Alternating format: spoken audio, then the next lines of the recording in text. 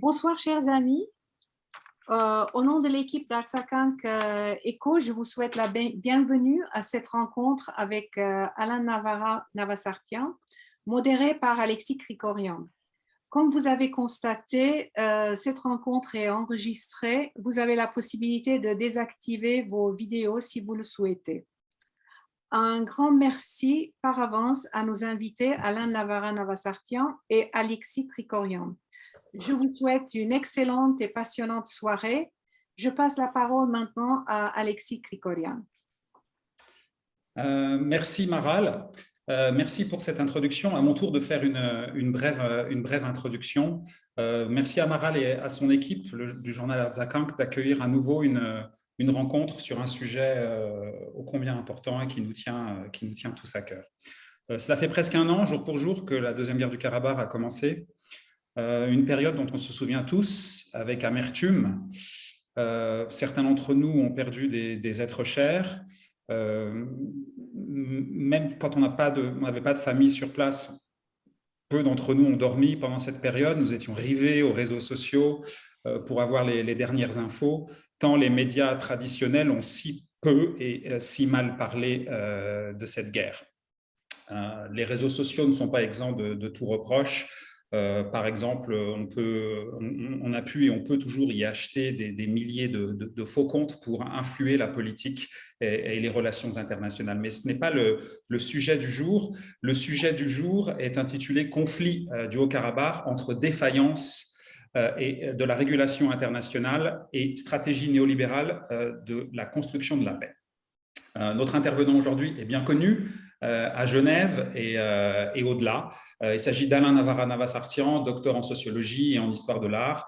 Il a d'autres casquettes, dont celle de président de l'ONG iStart que nous avons cofondée et qui s'engage pour la démocratie et les droits humains en Turquie et en Arménie et qui dispose aussi d'une bourse de traduction pour soutenir la création littéraire contemporaine en Arménie, une création littéraire qui interroge la société.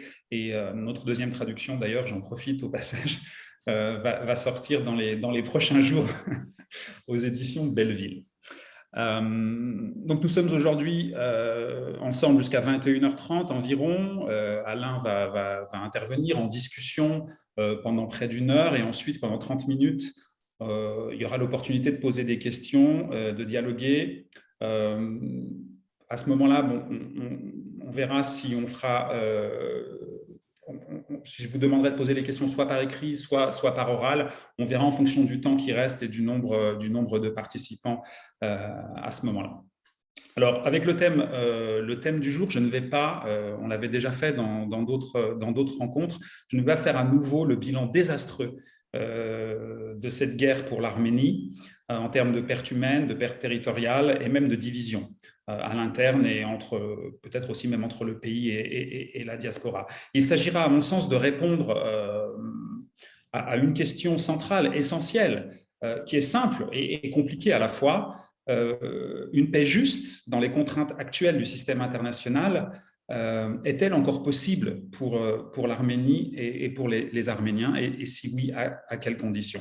Alors la discussion d'aujourd'hui sera divisée en cinq parties. Dans un premier temps, nous allons discuter de la mission de iStart que Alain Navarra a conduit au Karabakh au mois de juin. Ensuite, nous attarderons sur les aides économiques massives annoncées par l'Union européenne à l'Arménie sur les prochaines années, mais finalement sur ce qu'elle signifie pour l'Arménie en termes de politique néolibérale. Et on verra, Alain va nous définir peut-être ce qu'est ce terme de néolibéral et ce que ça implique pour l'Arménie en termes de politique publique et peut-être même aussi en termes de politique extérieure. On voit qu'aujourd'hui, bien sûr, la thématique centrale, c'est l'ouverture des marchés, l'ouverture des voies de communication. Dans un temps suivant, on abordera la question de la défaillance des mécanismes de régulation internationaux en cas de conflit. Le moins qu'on puisse dire, c'est qu'ils ont été défaillants dans le cas de ce conflit. Et Alain nous parlera de ce sujet et des discours qui entourent finalement toute cette thématique. Dans un temps suivant, nous verrons l'un de ces mécanismes qui est fait pour les peuples en danger, ce qui est éminemment le cas du peuple de l'Artsakh. C'est le mécanisme de sécession-remède qui a déjà été appliqué dans le passé à Timor-Est ou plus proche de nous au Kosovo. Et on verra, bien sûr, c'est un mécanisme qui est souhaitable pour les Arméniens du Karabakh, mais nous verrons avec Alain si c'est possible, si c'est réalisable et si oui, à quelles conditions. Et enfin, nous verrons dans un dernier temps pourquoi une association comme iStart, pourquoi Alain s'engage pour un combat, pour un droit à la résistance. Et nous verrons ce que l'on entend par là. Alors Alain, je commence tout de suite par la première partie. En juin, tu t'es rendu en mission en Artsakh. Peut-être peux-tu nous en dire plus sur le contexte, les raisons et aussi les conclusions de cette mission. Un document avait été préparé par iStart avant cette mission pour le plaidoyer, pour un plan de campagne, pour in fine aider à une reconnaissance internationale. Peux-tu nous dire finalement voilà, ce qui s'est passé dans le cadre de cette mission? Quelles sont tes impressions de voyage aussi? Alors, bonsoir à tous, bonsoir, merci Maral, à toute ton équipe, merci Alexis. Alors en juin, évidemment, je me suis rendu en Artsakh, mais on va remonter un peu avant, on va remonter en novembre, au moment des accords, des fameux accords qui ont été signés. Donc iStart, c'est un board qui est un board assez développé. Et évidemment, avec beaucoup d'historiens d'art, mais pas simplement des historiens d'art, aussi des avocats de droit internationaux, enfin un board important et international, aussi bien aux États-Unis qu'en Europe. Donc iStart s'était engagé pour la défense du patrimoine et aussi parce que les personnes qui font et qui composent iStart sont engagées politiquement, pour la plupart en France et en Europe, en Italie, en Allemagne, moi-même en France. Et donc, c'est tous ces réseaux que nous avons essayé de mettre en place pour parler de ce patrimoine arménien, mais pas simplement en tant qu'historien de l'art, puisque des listes avaient déjà été faites par d'ailleurs les études arméniennes, etc., qui étaient à la fois internationales. Ce qui nous intéressait, nous, c'était d'amener devant les yeux des députés, des décideurs, en fait, comment était utilisé ce patrimoine arménien, comment il fallait l'envisager comme un concept pour comprendre finalement les réelles causes du conflit, quels étaient les acteurs impliqués, quels étaient les développements récents, quelles étaient les interactions qui se faisaient autour de ce patrimoine, et qu'est-ce que finalement les discours performatifs de Aliyev, les réactions des uns et des autres montraient comme changement d'attitude ou de valeur, non seulement face au patrimoine arménien, mais face à l'Arménie elle-même. Donc c'est ce travail-là qui a été diffusé, et on a rapporté ce travail à une personne qui se trouve au Karabakh. Donc cette personne me contacte et s'intéresse à ce travail qu'avait fait iStart et me demande finalement qu'est-ce que nous pourrions faire pour l'Artsakh. Donc le iStart, et Alexis, tu as participé à ce dossier aussi, nous pondons 60 pages d'un dossier qui et nous comprenons très rapidement, et nous l'avons tout le temps souligné, que la communication et l'advocacy sont des choses très importantes. Donc, il ne s'agit pas de parler que de patrimoine et de faire des listes à n'en plus finir, mais de donner un programme d'advocacy, de communication et finalement de lobbying. Ce dossier que nous avons envoyé n'a jamais été transmis au gouvernement artsakhiate. Donc, nous partons au mois de juin malgré tout. Et je dois quand même préciser que dans les mails, c'est pour montrer l'impréparation par moment de la diaspora. Et on s'aperçoit très rapidement dans les mails que ça serait iStart qui devrait proposer quelque chose à l'Artsakh. Ce qui évidemment pour le board, et je rappelle que dans ce board, il y a des gens conséquents et des gens importants, et c'est un point que j'aimerais souligner, c'est qu'il serait temps de comprendre qu'il y a des gens que vous ne connaissez peut-être pas, mais qui ont des réseaux tout aussi importants que d'autres que vous connaissez très bien. Et on s'imagine la tête de ces avocats de droit international très importants, dont il y en a quand même un qui est l'un des grands spécialistes mondiaux, qui nous dit, mais Alain, je ne comprends pas, ce n'est pas nous qui sommes en train de vendre un aspirateur à l'Artsakh, on nous demande de faire quelque chose. Bref, on y va. Alors, ça a été très important d'y aller, non pas pour ce que nous avons présenté au gouvernement, parce qu'on s'est finalement cantonné à parler d'une loi. Une loi, je vais vous dire tout simplement ce que c'est. On a piqué dans ce dossier, je dirais la chose la plus anecdotique, tout pays infra-étatique, pour montrer qu'il existe, va adopter des lois, des conventions, etc. Et nous avions tout simplement dit qu'au mois de novembre, il serait bien de dire juste que l'Artsakh adopte tout simplement la convention de La Haye de 1954 pour la défense du patrimoine culturel. On en est là, on arrive en Artsakh, et là, le voyage est quand même, je l'ai déjà dit, je crois, je ne vais pas refaire l'historique du voyage, mais nous sommes là on rencontre une population qui est une population assiégée. Et je tiens à le dire, avec une très grande difficulté. On voit aussi en juin que ce qui est promis n'est pas forcément fait, ni les maisons, ni les routes, enfin bon, bref. On se trouve devant une population qui, de toute façon, est abattue, mais qui ne se rend pas, ça c'est clair. Mais on voit aussi un gouvernement à qui on n'a pas donné le dossier que nous avions préparé, et donc qui se retrouve avec cette proposition de loi qui ne fait absolument aucun sens au mois de juin. Donc, j'étais heureux d'y aller, déçu de l'impréparation, et évidemment, cela engendre des questionnements. Un questionnement, pourquoi y suis-je allé finalement, à part rencontrer la réalité du terrain, ce qui est la chose la plus importante. Donc voilà pourquoi nous y sommes allés. C'est très important puisqu'en revenant, nous continuons avec iStart et je dirais de façon indépendante cette fois-ci, et ce sera certainement une des parties de ma conclusion. Nous le faisons de façon indépendante avec nos réseaux, nos propres réseaux politiques, notre propre réseau d'advocacy internationaux, avec pas forcément des Arméniens d'ailleurs, je tiens aussi à le préciser, et nous continuons ce combat. Qui est un combat, vous allez le voir, et vous le savez, vous le constatez parce que vous êtes, et aussi dans le public, il y a des gens qui sont engagés aussi, qui n'est pas facile. Alors, en revenant de ce voyage, on a constaté déjà dès le mois de juin des troupes russes très en avant dans le Syunik. Les fameux camions iraniens qui sont maintenant, qui ont été arrêtés, qui posent aujourd'hui un problème, existaient déjà au mois de juin, bien évidemment. Au retour, nous voyons ces tourelles azéries, finalement, à notre grande surprise, installées assez rapidement, finalement, et certaines, entre notre allée et notre retour. On constate enfin vraiment quelque chose qui aujourd'hui est évident.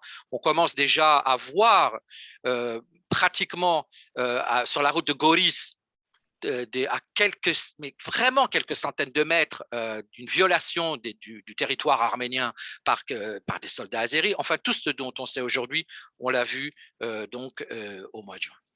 Et alors, l'interrogation pour iStart, mais l'interrogation pour Alexis, moi et tout le board de iStart, et comme beaucoup d'Arméniens, c'est bien sûr, malheureusement pour nous, encore une fois, ce territoire arménien et ce territoire de l'Artsakh surtout, c'est le théâtre des violations du droit international à plusieurs niveaux.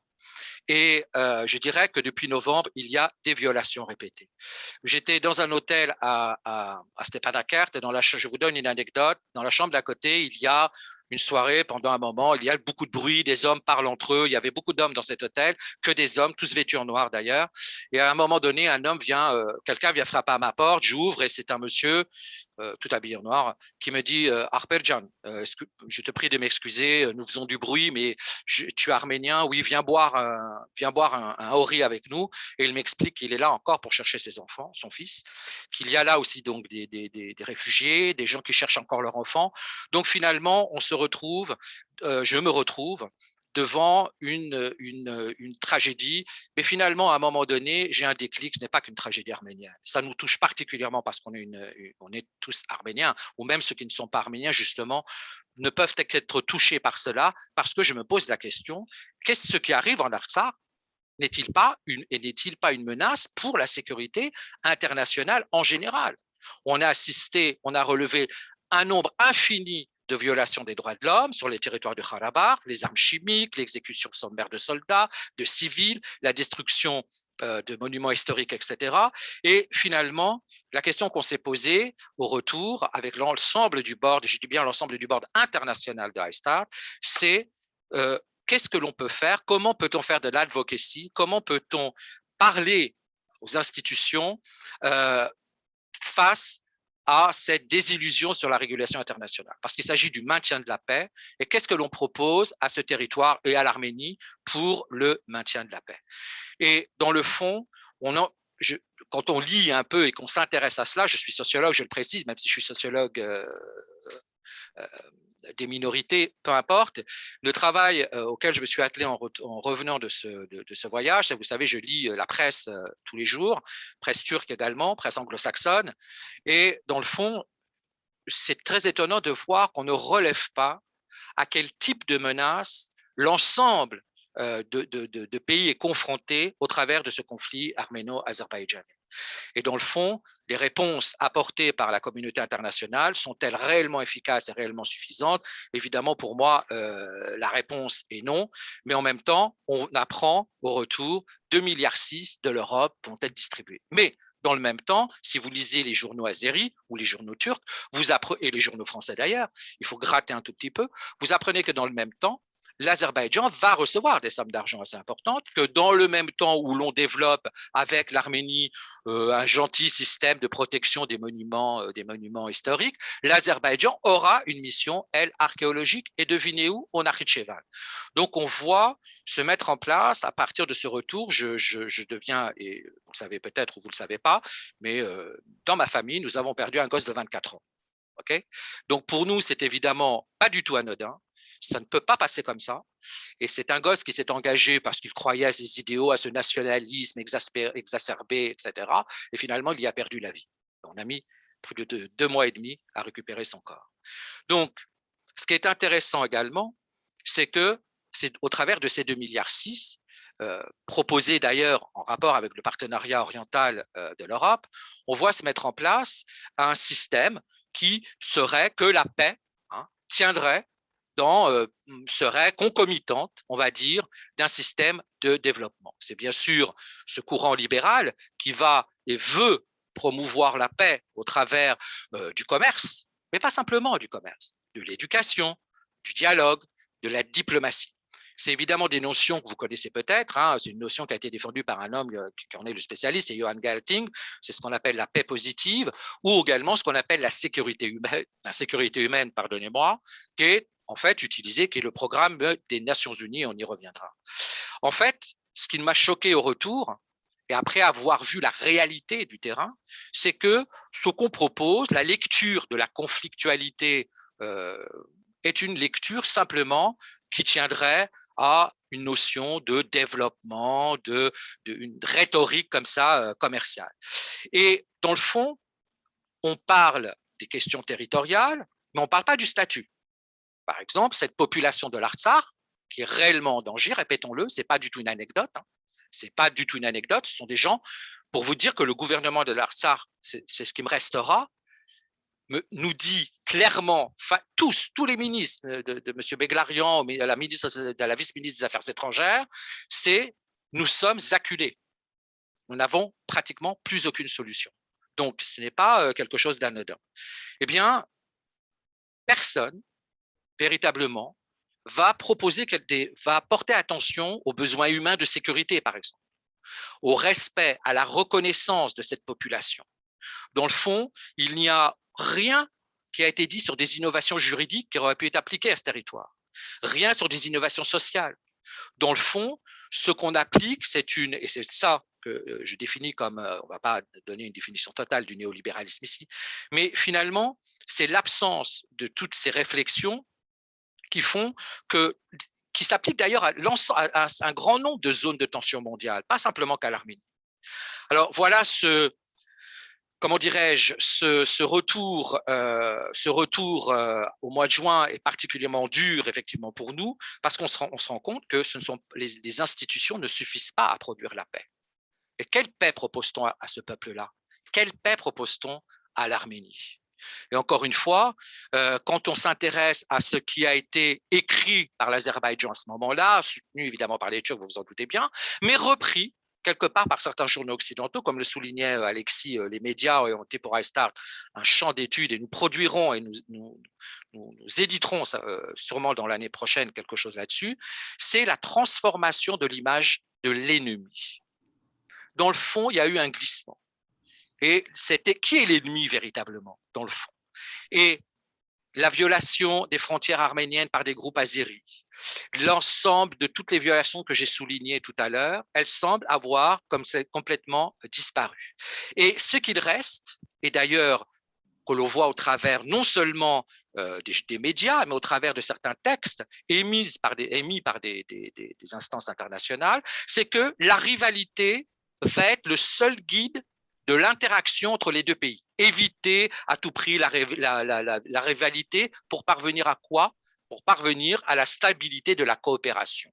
Mais à quel prix cette coopération? C'est-à-dire que l'on propose à une population oubliée, abandonnée, que son sort soit réglé par la diffusion de la rationalité économique. Voilà ce qu'on propose.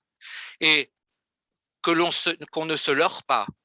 Il y a d'autres exemples qui sont là pour le prouver.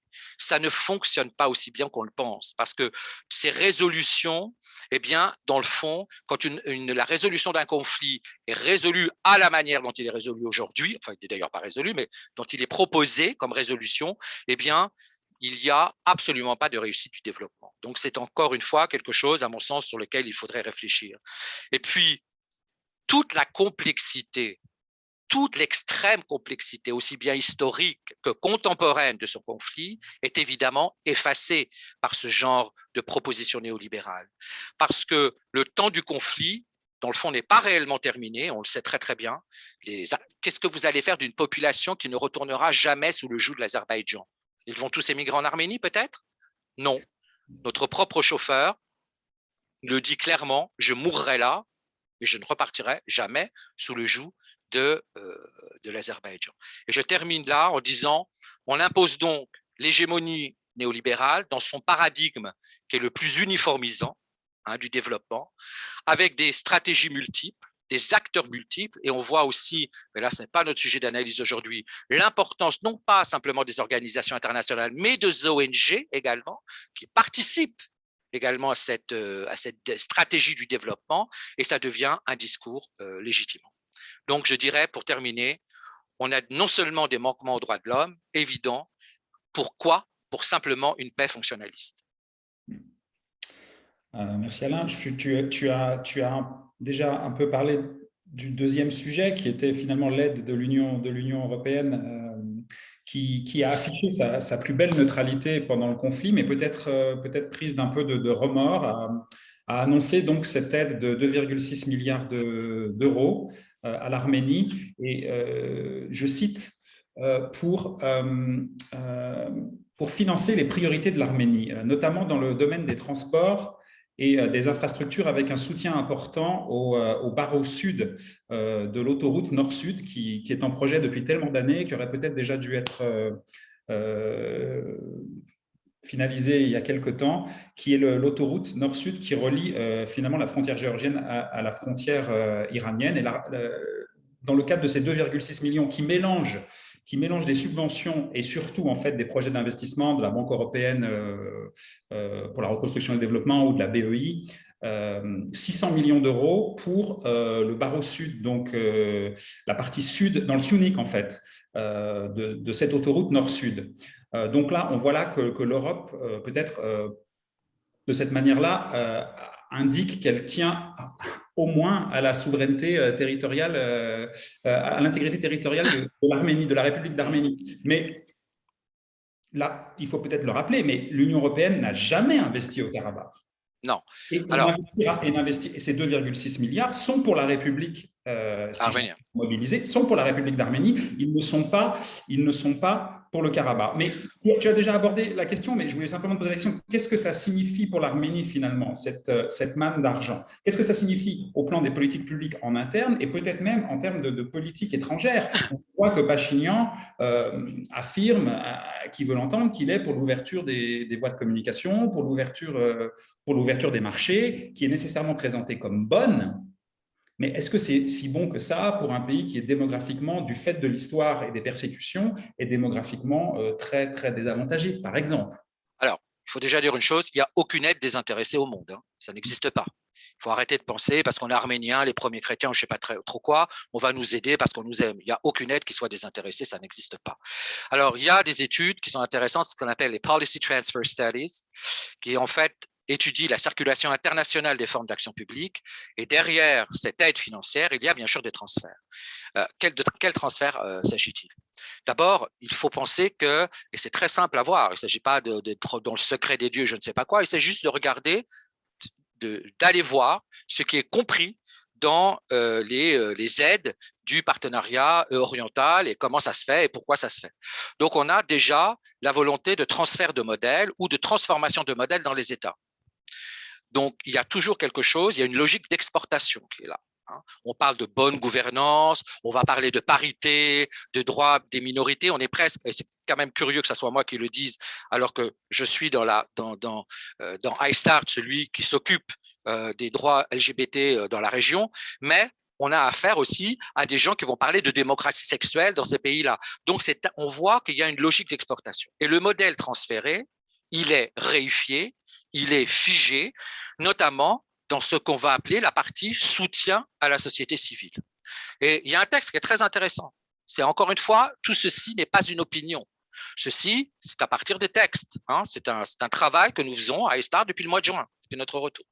Lisez donc l'européanisation de Claudio Radaelli, qui est en 2002, qui parle des politiques européennes, et vous verrez à quoi sont associées ces aides, notamment à gouvernance et à projet. Alors, qu'est-ce qu'on appelle un projet finalement? Parce que c'est un terme qu'on va retrouver dans ce qui est proposé à l'Arménie en permanence, projet, projet, projet. Mais ce sont finalement des techniques très complexes de gouvernement, portées par l'instrument financier, qui sont à la fois transférées et qu'on propose au pays de se réapproprier. Donc, encore une fois, ce n'est pas quelque chose de totalement gratuit. Et vous avez là, malgré tout, une projection de la gouvernance européenne. Alors, je ne rentrerai pas dans la géopolitique parce que ce n'est pas mon domaine. Tu as posé une question sur la place de l'Europe aujourd'hui dans cette région. Je ne répondrai évidemment pas. Je ne suis pas géopoliticien, mais vous savez, vous êtes au courant de l'actualité. On peut vraiment aujourd'hui se poser encore la question. Mais ce qui est dans cet argent versé, c'est aussi une projection de la gouvernance européenne. Pourquoi? D'abord, si vous y réfléchissez bien, si vous regardez ce qui est proposé, c'est une projection, une promotion de catégories idéales. Est-ce que ça date vraiment au pays? On n'en sait rien, mais c'est des projections de catégorie idéale. La société civile devient, dans ces programmes-là, le fer de lance. Mais c'est le fer de lance de quoi? D'une modalité d'action publique. Et dans le fond, ça dépolitise quelque part les populations du cru. Et Alexis, tu es au cœur de ça, parce que tu connais bien cette spécialité. Là aussi, iStart aura aussi des productions. Les ONG sont un fer de lance aussi de ça. Elles sont la promotion, soi-disant, de la démocratie, de la parité, etc. Et qu'est-ce que c'est que société civile là-dedans? C'est très polysémique, c'est très flou, c'est sans cesse convoqué dans ces politiques d'aide à destination des pays tiers. Et cette société civile, pensez-y, la sémantique est importante. Ça apparaît dans les années 90, c'est devenu essentiel dans la politique d'élargissement ou du partenariat européen. Et c'est un lieu, j'oserais presque dire, à mon sens en Arménie, un petit peu abstrait, d'ailleurs pas qu'en Arménie, et c'est un lieu qui est entre démocratisation, établissement d'une bonne gouvernance, etc., etc. Donc, autre chose qui est importante, qui est toujours citée dans cette aide, c'est la bonne gouvernance. Alors, qu'est-ce que c'est que la gouvernance? Ce n'est pas un terme qui est moderne, c'est un terme qui est déjà utilisé dans les années 1930. Mais d'où vient ce terme? C'est ça qui est intéressant. Il est issu du monde de l'entreprise. Et il refait irruption dans les années 80. Alors là, il connaît véritablement une explosion. Donc, encore une fois, on a là quelque chose, derrière ces aides, c'est un transfert finalement d'une modalité de gouvernement. Et derrière ces choix de programmes, ce sont des choix de programmes de financement. Il ne faut pas croire que l'aide, elle va arriver comme ça, tu vas donner l'argent à qui tu veux, même si je sais qu'aujourd'hui en Arménie, je ne sais pas combien de monde est en train de remplir des formulaires pour avoir les grants européens. Il y a une sélection des projets financés, il ne faut pas l'oublier non plus. Et très honnêtement, en étant bien honnête, est-ce qu'il y a une réelle mobilisation de tous les acteurs de la société civile pour ces actions? Dans le fond, pensez-y, derrière ça, il y a quelque chose qui évidemment fonctionne très très bien dans ces pays où les oligarchies ont très bien fonctionné jusqu'alors, c'est la privatisation du politique. Et on a vu, et il ne faut pas l'oublier malgré tout, qu'il y a tout un pan de la population arménienne, notamment des jeunes, qui sont à l'opposé de ça, qui ont envie d'autre chose que ça. Alors, on est très loin dans ce qu'on propose comme aide d'un idéal délibératif et participatif. Il ne faut pas rêver du tout. Pourquoi? Parce que derrière tout ça, je viens de vous dire qu'il fallait remplir des dossiers, il y a une institutionnalisation des mécanismes, il y a une bureaucratisation, et finalement, qui c'est qui décide? C'est l'État ou les ONG accréditées. Et ce n'est pas l'ensemble de la société arménienne. Donc, dernier hiatus avec ça, c'est la sélection des projets. Comment? C'est quoi en fait cette aide-là? c'est indépendamment du pan économique à part lui-même, hein, qui pour moi je ne peux pas en parler, enfin je le connais, mais je ne vais pas faire travail ici d'économiste, donc encore une fois c'est qu'un travail de sociologue. C'est la sélection des projets. C'est une société civile construite par le haut qu'on propose, et pas simplement qu'à l'Arménie, à l'ensemble à beaucoup de pays bien évidemment. Et voilà ce que j'ai à dire pour ne pas tenir le crachoir trop longtemps, on va dire. Mais pour résumer, je vais dire qu'on va donner quelques idées. Quand j'utilise le mot néolibéralisme, je parle d'une forme politico-économique. Alors évidemment qu'il y a des orientations positives, il ne faut pas exagérer, c'est la liberté de l'individu et le développement économique. Mais derrière ça, il y a une ingénierie sociale, transformation des institutions et des mentalités. Donc, ce qu'il faut faire attention, ce à quoi il faut faire attention, pardonnez-moi, c'est quelque part, et là je reprends la phrase de Bourdieu ou l'idée de Bourdieu, est-ce que ce ne sont pas des programmes de destruction des structures collectives qui sont capables de faire obstacle à une certaine logique du marché? Donc c'est une question, je terminerai tout simplement par un questionnement, mais je dis aussi, aucune aide au monde n'est gratuite. Merci Alain. Pour donner un exemple que j'ai vu récemment, j'ai vu le site web d'une ONG arménienne à laquelle iStart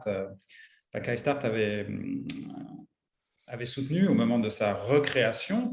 Et il y a toute une série de textes sur le site web de cette ONG. Et tout en bas, il y a un énorme drapeau de l'Union européenne, car l'ONG est soutenue par l'Union européenne. Et des idées qui ressortent, mais ça reflète aussi un courant de pensée qui peut être grandissant en Arménie aussi. C'est, par exemple, mais qui peut peut-être choquer plus en diaspora ou dans certaines parties de la diaspora, c'était l'idée selon laquelle, par exemple, il faudrait peut-être que l'Arménie déprioritise la question de la reconnaissance du génocide des Arméniens.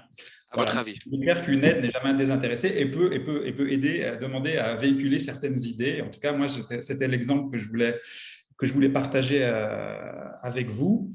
Et donc, sans transition, passons à la troisième partie, qui est la question des mécanismes de régulation internationaux en cas de conflit. Donc, on l'a vu, la Deuxième Guerre du Karabakh, ça n'excuse rien, mais c'était en pleine épidémie de Covid, en pleine élection américaine. Il y a eu à l'évidence, c'est vraiment la palissade, d'énormes défaillances.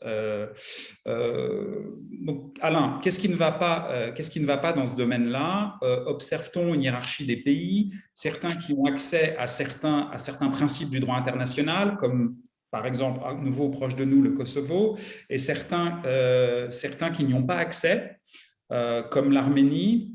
Et tu as déjà un peu abordé la question, mais au-delà du cas arménien, est-ce qu'il n'y a pas un danger de voir le droit du plus fort l'emporter sur toute une série de sociétés minorées, désargentées, peu connectées? Alors, bien sûr, là je vois sur l'écran une question de Sarkis Shahinyan. Évidemment, sa question finalement tient pratiquement la réponse. Oui, bien évidemment, il faudrait interroger l'UE, mais les Arméniens, nous ne devons pas oublier une chose, c'est que dans les sciences politiques ou les sciences internationales, les relations internationales, il y a une notion qui est très importante, c'est l'hégémonie, la notion d'hégémonie. Alors, on en a parlé, on a trop au départ parlé, comme à l'habitude, je dirais, d'une espèce de rapport Arménie, Turquie, Azerbaïdjan qui serait comme ça égalitaire. Ça ne l'a jamais été et ça ne l'est évidemment pas. Il ne faut pas oublier que dans les systèmes de régulation internationaux, ces systèmes-là sont soumis à un rapport de puissance et de coercition. C'est évident. Il faut donc, dans le fond, analyser la configuration des rapports de force qui sous-tendent ces systèmes de régulation. Aujourd'hui, l'Arménie, encore plus qu'en novembre, où il y avait encore une possibilité, bon, évidemment, c'est fermé, on ne va pas rentrer dans cette discussion, que cette notion d'hégémonie, elle est importante. Alors, le cas de cette guerre, il est clair.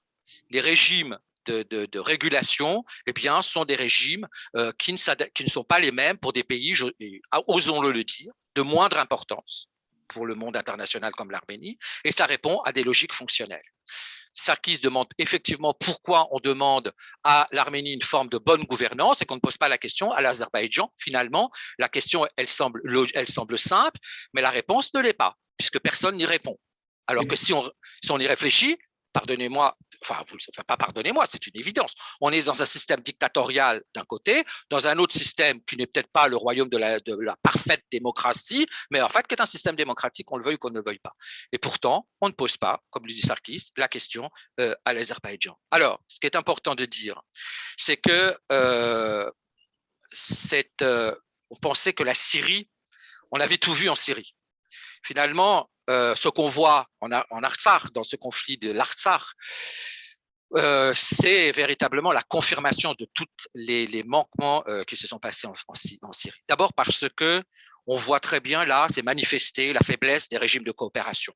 L'UNESCO, on a été gentil avec l'Arménie, on a donné un petit sucre comme on donne à un chien, voilà, vous allez avoir ci, etc. Mais on a vu l'UNESCO arriver? Non. On a vu l'ONU intervenir? Non. Donc, on est face à l'absence de mécanismes susceptibles d'assurer une forme de justice distributive entre les peuples. Donc ça, c'est déjà un grand manquement. Je ne suis pas évidemment spécialiste du droit. Le droit international, mais un tout petit peu plus connu grâce à Stark et au travail de sociologie, et surtout, et je le répète, à l'ensemble de notre board, où nous avons, je le répète, vraiment un panel de spécialistes du droit international parmi les plus importants. Donc, qu'est-ce qui se passe?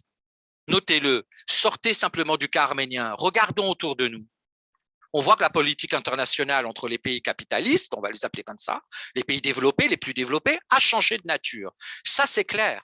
Ça, c'est très, très évident. En revanche, tous les États périphériques auxquels appartient l'Arménie, tous ceux qui ne sont pas dans des modes de production, d'échange de ces pays les plus développés, dans le fond, il y a une très grande difficulté à leur rencontre.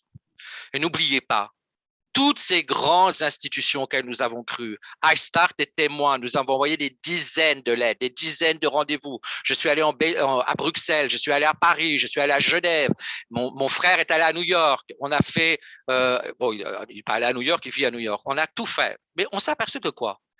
Dans le fond, tous ces organismes, et Alexis, là aussi, au cours de l'année, tu vas produire certaines choses en forme de feuilleton sur ces organisations, c'est ta spécialité.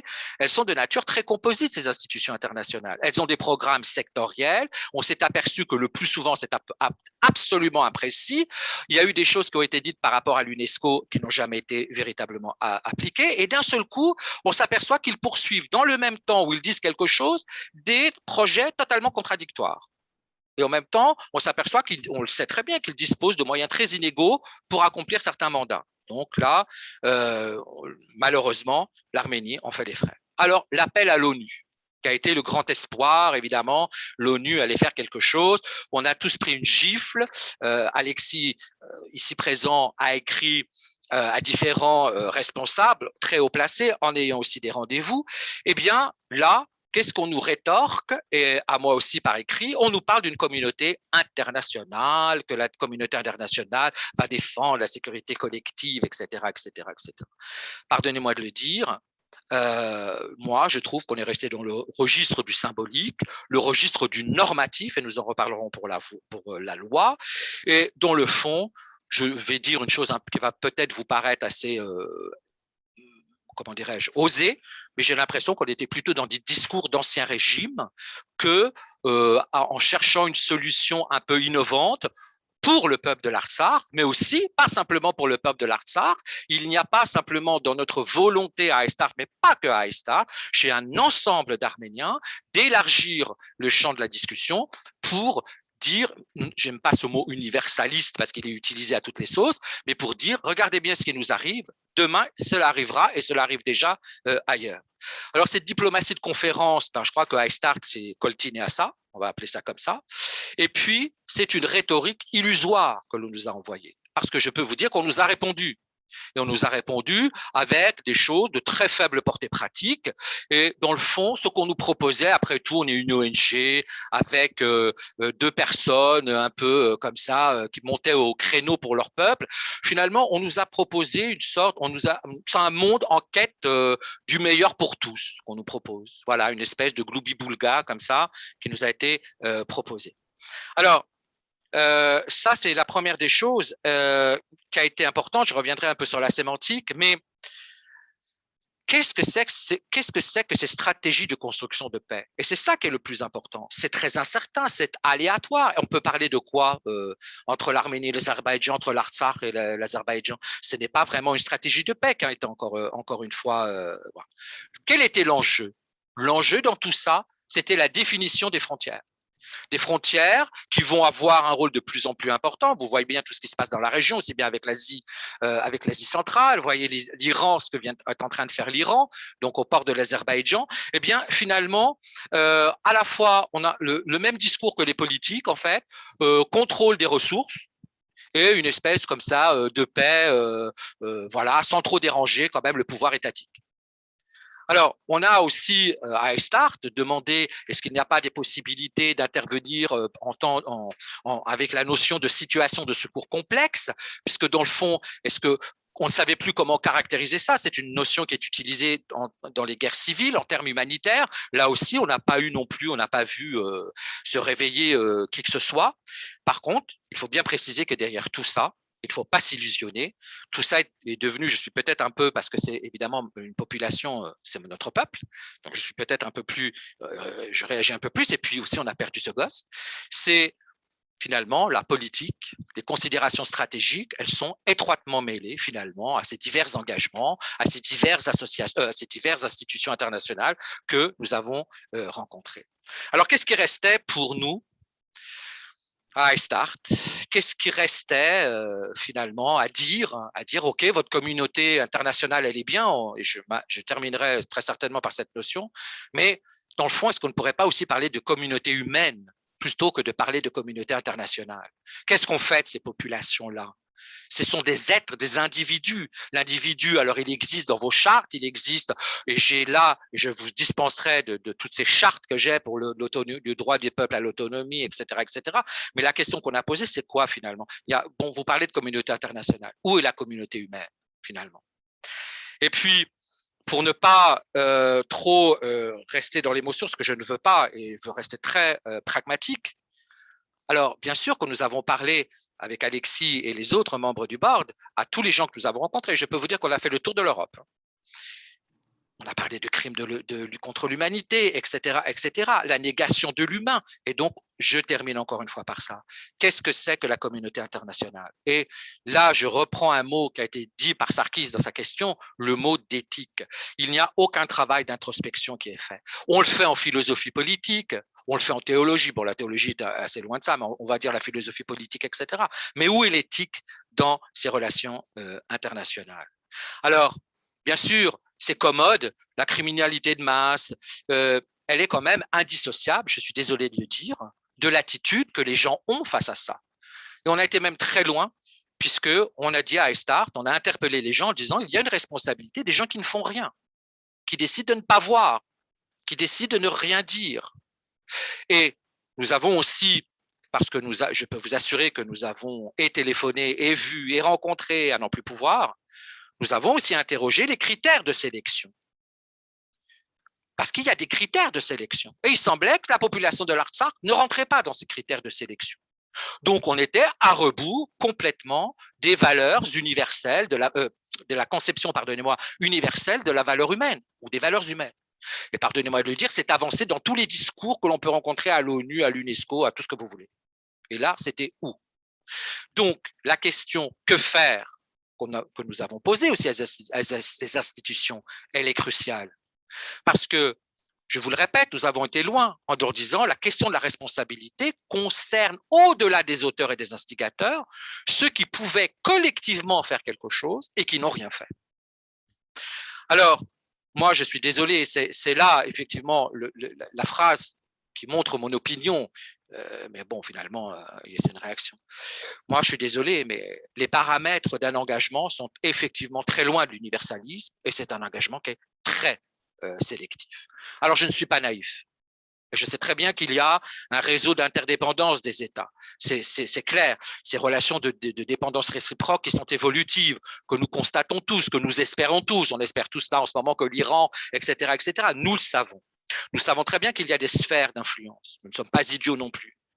Mais pardonnez-moi, je suis peut-être extrêmement naïf. C'est pour X raisons, je ne veux pas me considérer comme naïf, mais il y a malgré tout des intérêts dans lesquels les dimensions morales, si elles ne sont pas absentes, enfin elles sont absentes, elles n'existent pas, elles sont à peine effleurées. On va appeler ça de l'éthique. Alors, qui décrète que l'on va avoir de l'empathie pour tel ou tel parti? Alors, bien sûr, la construction de la communication azerbaïdjanaise a très bien fonctionné. Malheureusement, les Arméniens, nous avons été un peu nuls là-dessus. Mais dans le fond, il ne s'agit pas de ça. C'est l'interpellation là des institutions internationales. Mais je suis désolé de le dire, la population locale de l'Artsakh, elle est totalement abandonnée. Et je vais même très loin. Elle est abandonnée par tout le monde. Aujourd'hui, c'est une population qui est acculée. Alors, qu'est-ce qui nous reste là-dedans? Qu'est-ce qu'on nous a dit gentiment à Estart après des semaines de discours et des lettres envoyées, des téléphones et des meetings et tout ce que vous voulez? Eh bien, ce discours, je vais sur la sémantique, mais c'est plutôt l'humanitaire plutôt que la sécurité. De quoi vous plaignez-vous? On va envoyer des couvertures, etc., etc. Dans le fond, on ne proposait rien d'autre que de l'humanitaire par rapport à l'aide qui allait être envoyée. Et il y a une chose qui m'a, et vous allez le comprendre parce qu'on est tous, même les non-arméniens vont comprendre ça, mais les Arméniens vont comprendre ça très bien, surtout ce dont, évidemment, l'histoire, tous les Arméniens n'est pas issue du celle du génocide, mais nous qui sommes les héritiers de ce génocide, nous allons très bien, et les héritiers et les descendants de rescapés, nous allons très bien comprendre. Moi, je refuse cette vision de la figure de la victime civile complètement passive. On en sort à peine, on ne va pas nous y rejeter, complètement déconnecté de toute réalité sociopolitique. Allez demander aux Artsakiotes s'ils sont complètement déconnectés d'une réalité sociopolitique.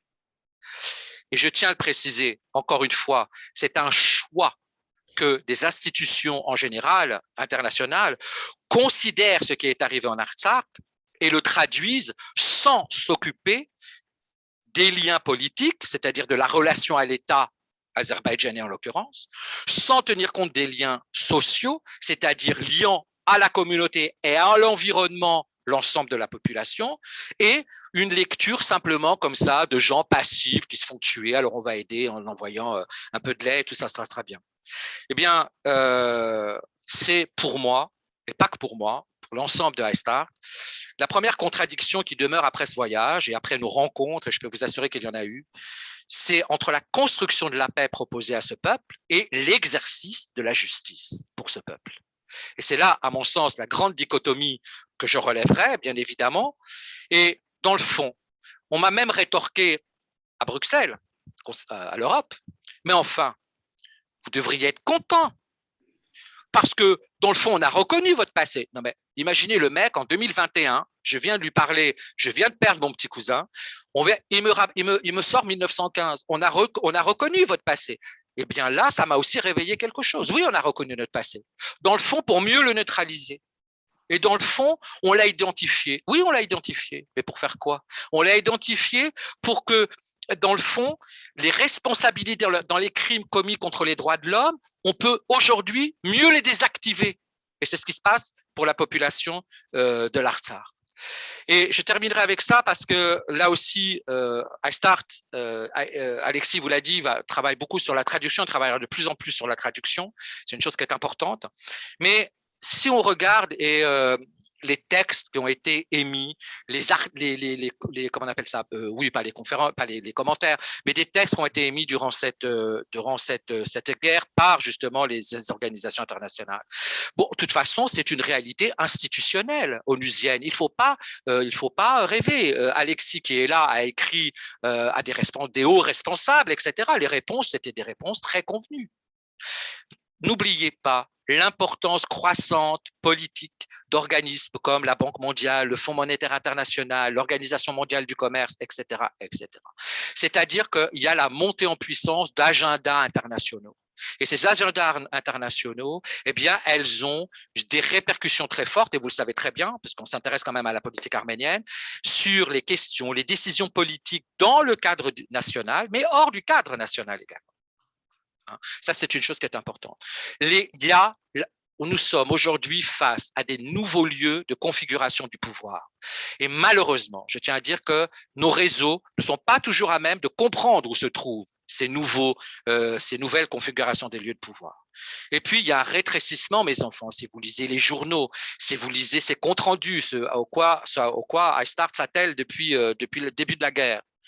Il y a un rétrécissement de l'autonomie. Par exemple, des thèmes sociaux. Vous avez absolument plus de thèmes politiques. On se pose même se demander où va passer la souveraineté de la nation arménienne. Je ne parle pas de la souveraineté de l'État arménien. Je parle de la souveraineté de la nation arménienne. On a un vocabulaire mercantile. On va parler, effectivement, on voit bien qu'on veut modifier, par exemple, le terme de pouvoir public. Eh bien, ce terme-là, pouvoir public, va être modifié dans ce que vient de proposer à l'Arménie.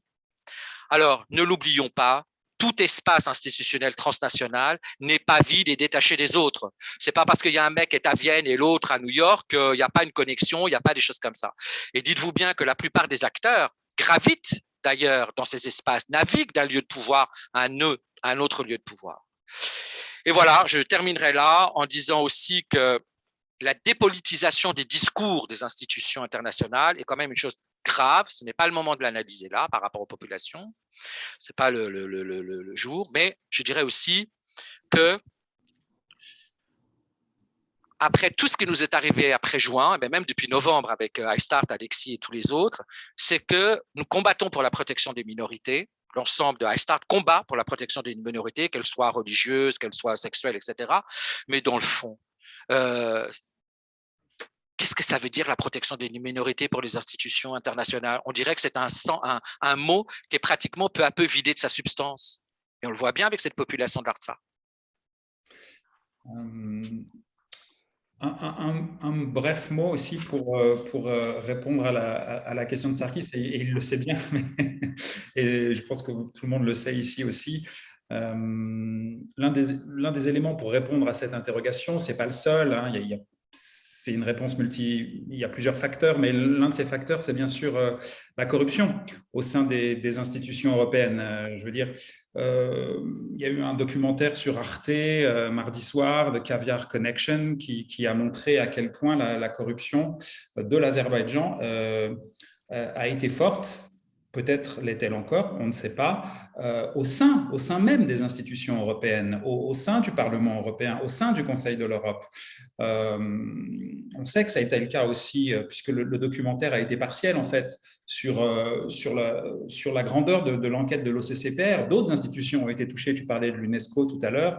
On sait très bien, par exemple, que l'époux de Bokova, l'ancienne directrice générale de l'UNESCO, a été corrompu. Et ce ne sont plus que des oui-dire, puisqu'il y a eu une condamnation en Italie d'un homme politique qui était le chef du parti de droite à l'Assemblée parlementaire du Conseil de l'Europe, Luca Volonté. Gianluca Volonté, oui.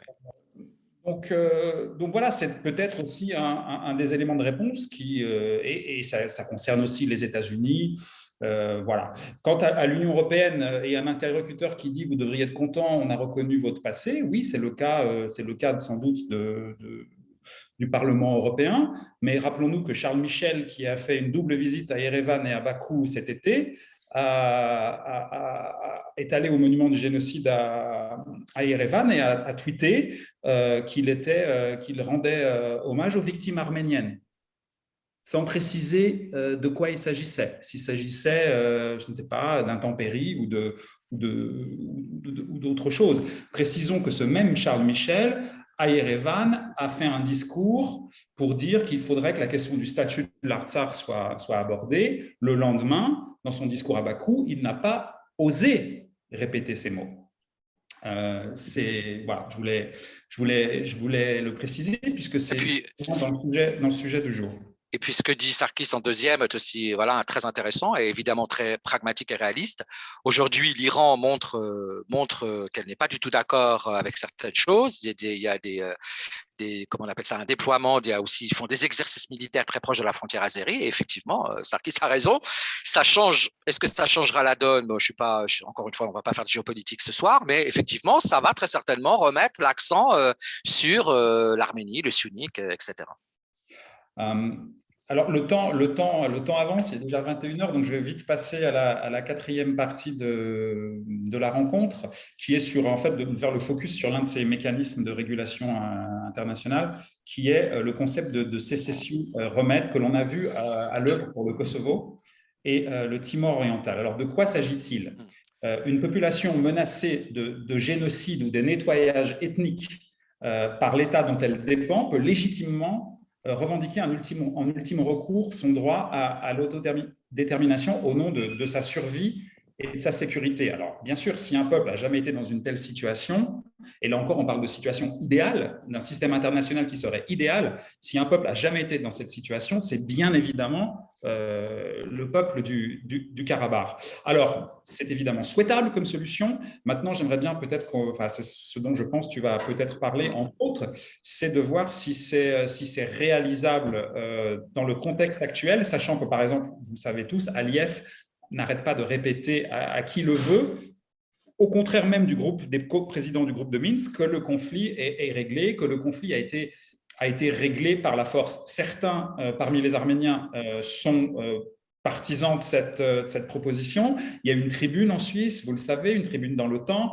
une pétition qui a recueilli plus de 20 000 signatures adressées aux autorités suisses.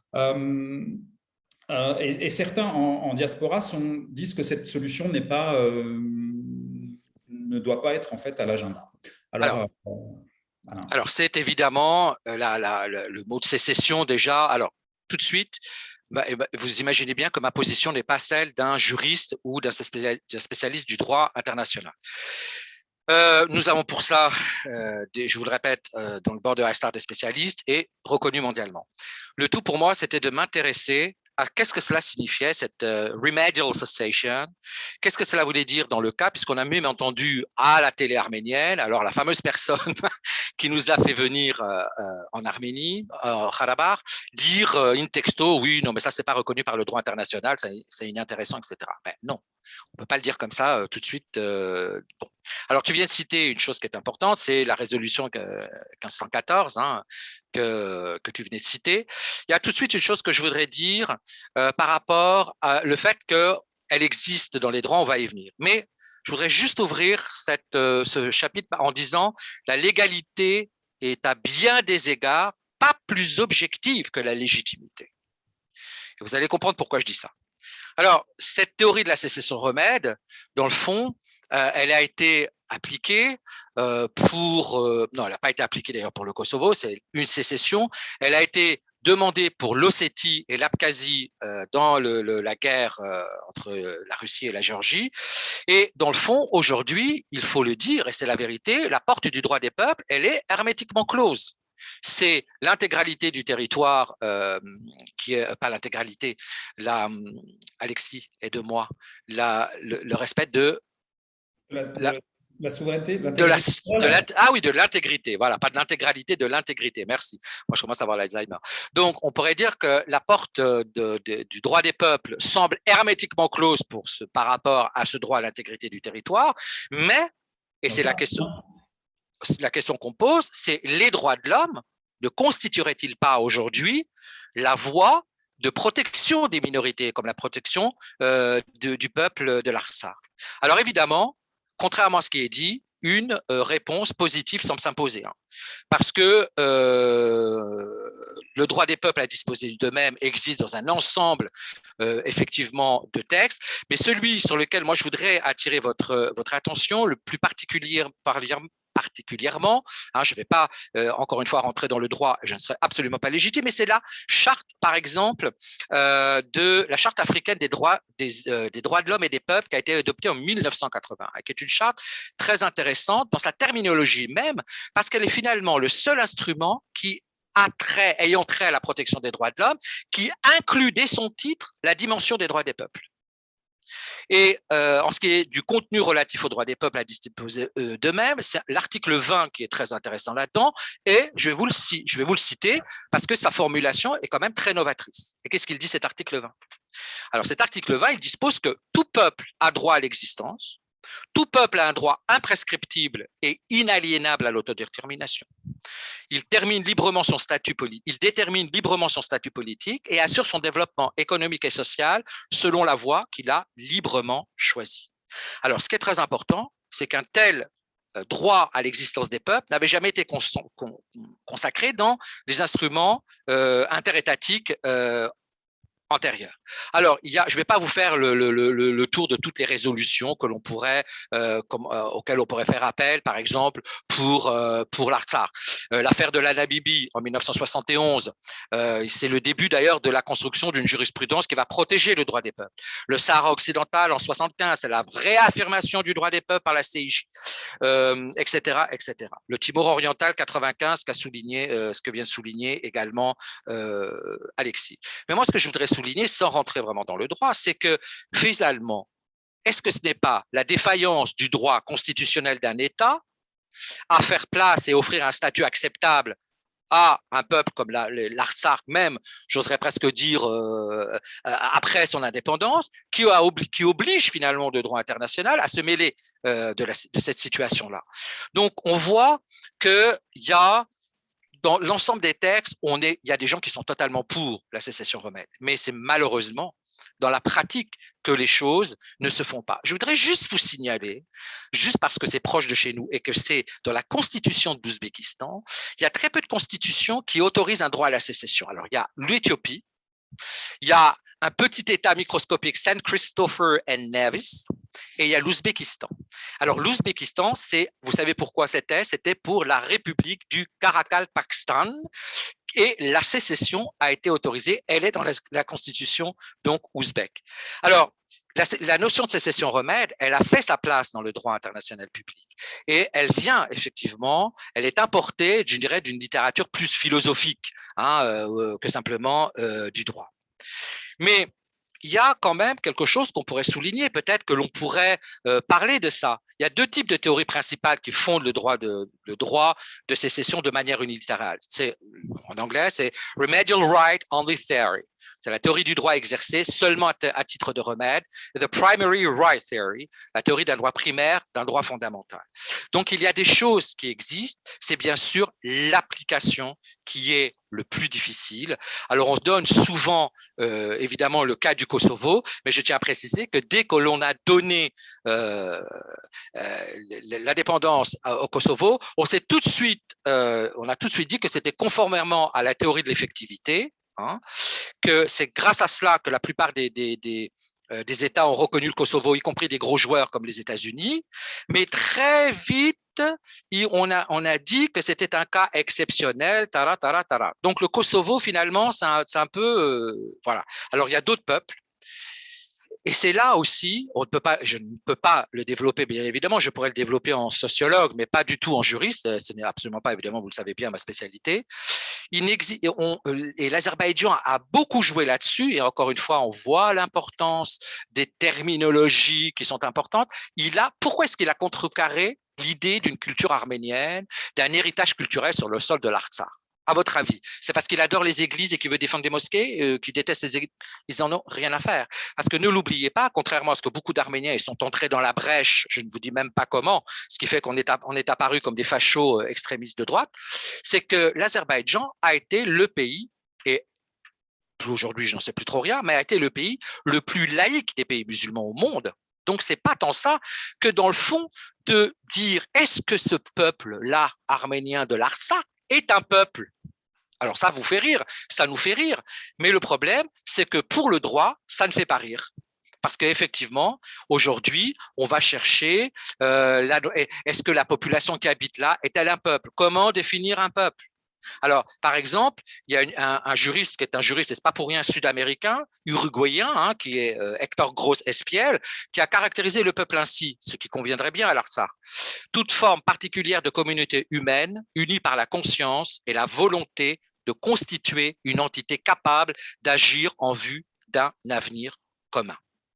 Donc, qu'est-ce que cette notion de peuple? Pourquoi l'Azerbaïdjan, très intelligemment, il faut le reconnaître, même à nos dépens, eh bien, il a contrecarré la conception je dirais, volontariste du peuple. Il a contrecarré le fait que ce soit une expression de la volonté collective de ce peuple d'être un peuple. Il a contrecarré la nécessité d'un territoire comme assise de ce peuple, puisque ce n'était pas forcément un peuple.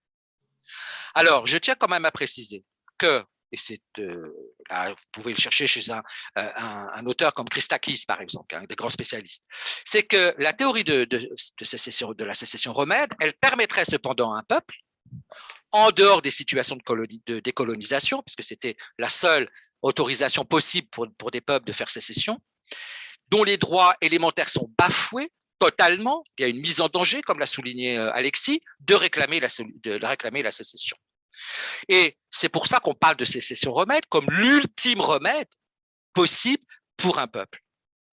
Alors, je dirais, pardonnez-moi, c'est écrit, c'est vraiment écrit dans plusieurs textes, si il peut y avoir une possibilité de sécession, si il y a une violation particulièrement grave des droits de l'homme envers une population. Vous imaginez pourquoi le déferlement des effets miroirs. Alors là, tous les Arméniens étaient aux anges. Alors sur les Facebook, ils ont déposé une requête au tribunal de La Haye. Le lendemain, l'Azerbaïdjan faisait la même chose.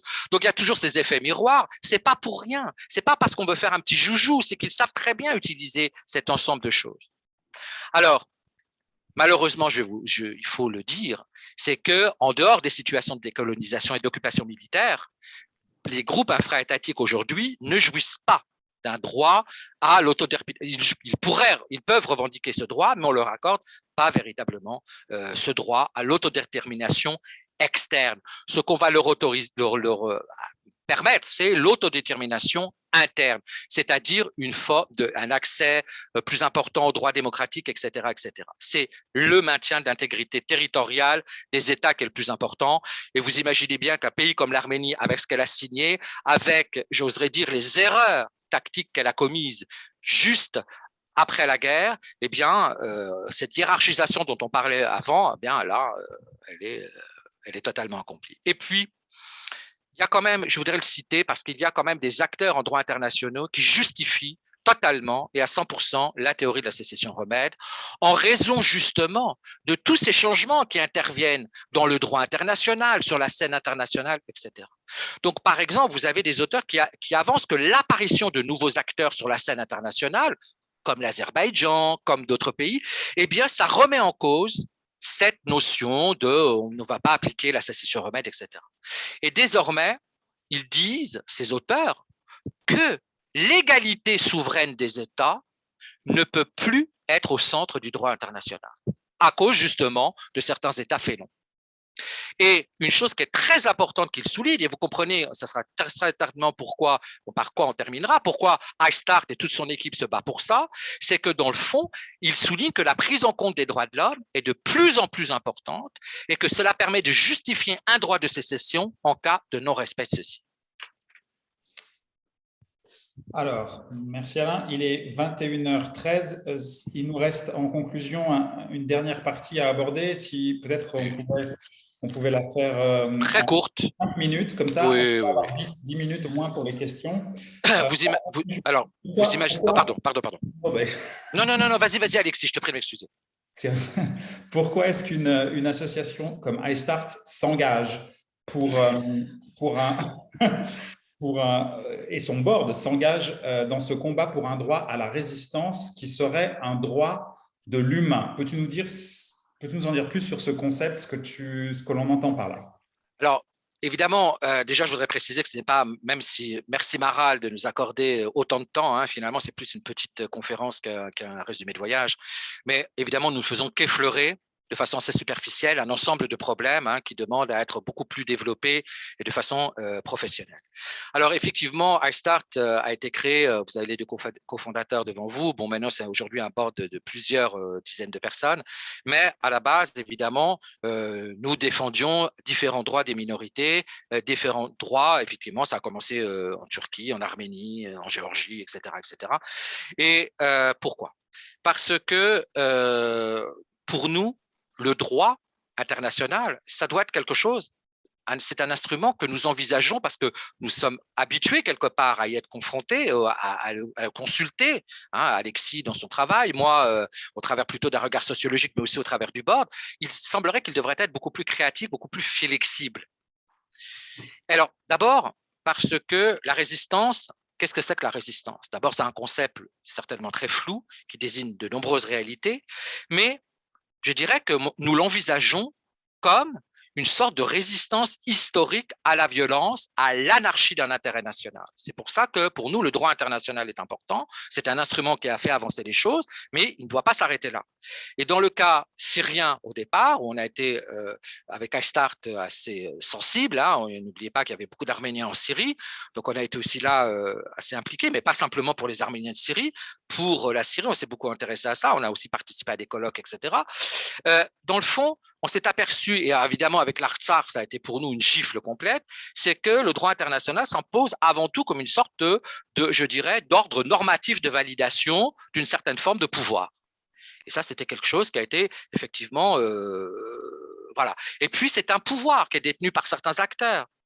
Alors, cet État, l'État est devenu là, évidemment très, très important, mais il y a un côté très légitimiste dans tout ça, il y a un côté très pragmatique. Dans le fond, le pouvoir établi, et quel que soit le pouvoir, même si c'est une dictature, alors ça semblerait que c'est en fait la fin structurante finalement d'un certain ordre et que ça s'arrête là. Ben pour nous, non. Ça ne s'arrête pas là, parce que ça ne peut pas s'arrêter là, parce qu'évidemment, on est particulièrement touchés et que Alexis et moi, depuis le début qu'on se connaît, des dizaines d'années qu'on se connaît, on a toujours été intéressés par des acteurs infra-étatiques, par des individus, par des mouvements sociaux, tout ce qu'on peut appeler, et appelez-le même, parce que notre investissement en Turquie, ça a été ça, parce qu'on appelle l'État illégitime, par exemple. C'était un des combats pour nous qui a été très important. Donc, pour nous, évidemment, ça, quand en plus on parle de l'Artsakh, ça ne peut pas s'arrêter là. Et quand on est face à un État qui est engagé dans un processus d'oppression significative de toute une partie de la population, car rappelons-le, je le rappelle, je ne cesserai de le rappeler, cet antagonisme, cette violence contre le peuple arménien de cette région, de la région tatare, etc., ne date pas d'hier, ne date pas de 2020, de 2019. C'est quelque chose qui remonte à très longtemps, à plus d'un siècle. Bon, donc, encore une fois, pourquoi devrions-nous accepter, alors ce n'est pas du tout dans notre ADN, qu'un droit international légitime les visées, empêche les visées légitimes des peuples oppressés. Je crois qu'à ce moment-là, ni Alexis ni moi n'aurions créé des Aistart, n'aurions travaillé là où on a travaillé, nous ne serions impliqués dans pourquoi nous nous sommes impliqués depuis des années. Je ne vais pas faire d'ici dire tout ce dans quoi Alexis s'est aussi impliqué, mais bon voilà, ce sont des luttes qui sont très importantes. Et quand ça touche évidemment une population qui vous est chère, c'est très important. Donc cette notion de résistance, bien évidemment, elle a été développée en philosophie politique, en sociologie, etc. Très très peu, évidemment, dans un discours du droit. Et on revient à ce que soulignait Sarkis au départ de cette discussion, il s'agirait de parler de l'éthique des relations internationales. C'est pour ça aussi que nous y croyons, même si c'est extrêmement naïf. Et puis, on se pose des questions malgré tout, en tant que citoyen. Comment se fait-il que la mise en œuvre de normes bafouées par un État, finalement, ne soit pas discutée plus que ça, encore une fois, non seulement par la justice internationale, par les organes internationaux. Et dans le fond, notre revendication, ça a toujours été celle-là, qu'un droit international, traditionnel, on va dire, qui est très réticent, traditionnellement, à reconnaître les acteurs non étatiques comme sujets, eh bien, fasse un effort pour transcender cette résistance, cette réticence ou cette résistance. Essaie de comprendre cette chose-là. Et puis, dans le fond, j'oserais presque dire que c'est les paradoxes que crée le droit international qui nous frappent quand on travaille dans les secteurs où nous intervenons avec Aistart. Parce qu'il est clair, et là, Alexis en est vraiment le spécialiste, que le droit international a évolué depuis une cinquantaine d'années, qu'il y a des bons en avant qui ont été faits, ça c'est très important. Mais encore une fois, allons peut-être encore plus dans la défense de la protection de la personne humaine. Et je dirais qu'effectivement, ce qui est peut-être gênant pour nous, c'est que tout cela est inabouti. Il y a, encore une fois, on parle en termes de nature des obligations à la charge de l'État. Mais vous imaginez bien quelle responsabilité va avoir l'État azerbaïdjanais envers des Arméniens. Enfin, la question, je veux dire, elle paraît bête pour nous, mais il semblerait qu'elle soit pas si claire pour un ensemble de personnes. Ça, c'est très important. Donc, dans des situations comme cette population-là, il y a des trous noirs juridiques, finalement. Et alors, dans le fond, on n'arrête pas de parler de société civile pour donner de l'argent à droite et à gauche, mais quand il s'agit de parler de société civile, d'individus face à la mort, face à la destruction, face à ça, dans le fond, on ne reconnaît aucun rôle à cette société civile ou à ces individus. Donc, c'est ce hiatus-là qui fait que iStart se bat. Et puis, parce que je crois que c'est dans l'ADN peut-être qu'Alexis précisera ça, mais en tout cas, pour moi, c'est dans l'ADN de notre association. C'est ce qui nous motive, c'est ce qui fait qu'on est tous les jours en dialogue avec Alexis. Il y a, pour nous, la réhabilitation nécessaire des individus, des mouvements sociaux dans la mise en place d'un droit international. Sinon, eh bien, qu'est-ce que sera le futur de cette population-là? Voilà. Merci Alain pour ce brillant exposé, très intéressant, qui a duré un peu plus longtemps que prévu, mais je crois que je vous prie de m'excuser, mais c'était nécessaire. Il nous reste 10 minutes pour des questions. Je voudrais juste ajouter que, bien entendu, quand tu parles en conclusion de ce droit à la résistance, ça m'évoque aussi l'impunité. Le concept d'impunité qui est très important dans le domaine des droits humains. Et pour revenir, faire le lien avec ce qui a été dit plus tôt aussi sur le documentaire qui a été diffusé sur Arte mardi soir, sur la corruption par l'Azerbaïdjan d'élite européenne au sein même d'institutions de l'Europe à Bruxelles et à Strasbourg, l'un des journalistes a posé à mon sens une très bonne question. Quelles conséquences pour l'Azerbaïdjan ? De la même manière, quand il quelles conséquences, voilà, exactement. Les droits humains, bien sûr, quand ils égorgent des civils, etc., aussi quelles conséquences. Mais là, en termes de corruption des institutions européennes même, quelles conséquences ? C'est un vaste débat, mais je pense que ça mérite que l'on s'y engage, peut-être à plusieurs associations. Encore une fois, c'est ce que je disais aussi au début, la question des médias est très importante. Il y a énormément de champs de travail, mais je vois qu'il nous reste 9 minutes. Je pense que je vais vous demander de lever la main pour vous exprimer à l'oral et de poser une question, vu qu'il nous reste 9 minutes.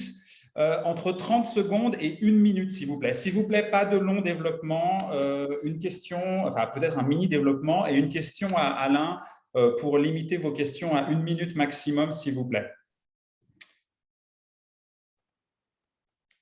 Voilà, donc en attendant que des mains se lèvent, est-ce qu'il y a des mains qui se lèvent ? Je vois que iStart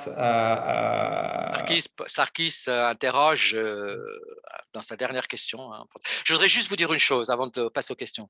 C'est si vous voulez une bibliographie, je transmets une bibliographie à Maral, bien évidemment, sur tous les points. Sur tous les points qui ont été développés, il y a des livres, des discussions, des documents, etc., etc. Si vous le souhaitez, je transmettrai une bibliographie à Maral.